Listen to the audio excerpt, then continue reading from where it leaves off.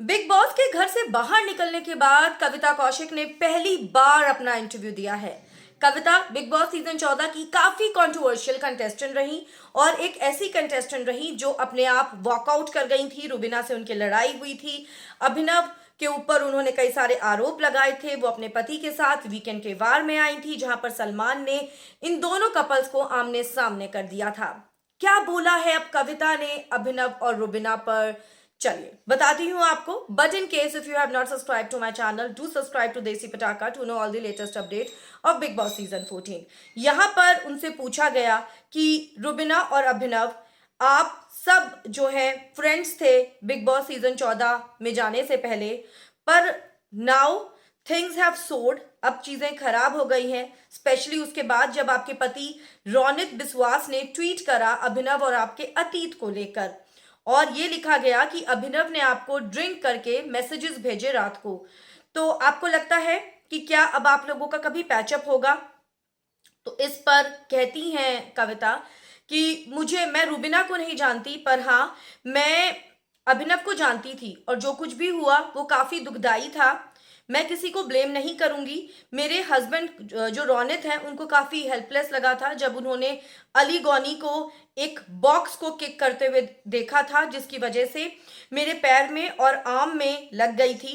और जब उन्होंने ये देखा कि अभिनव ने बोला कि मैं तुझे लाफा मारूंगा, तो भी उनको काफी हेल्पलेस फील हुआ।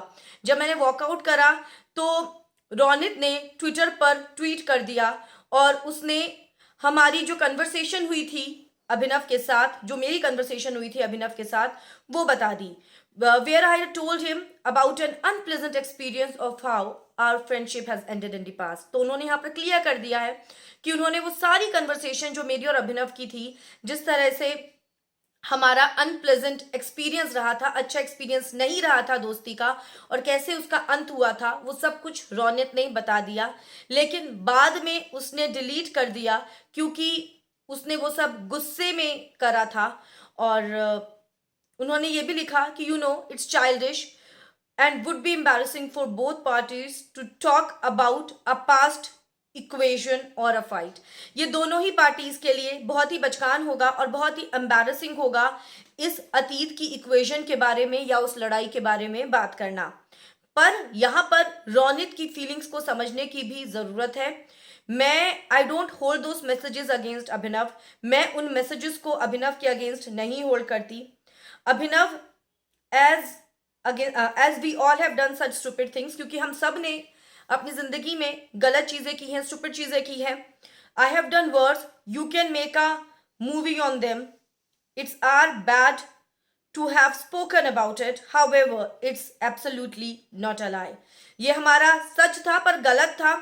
आपको इस पर जो करना है वो करिए।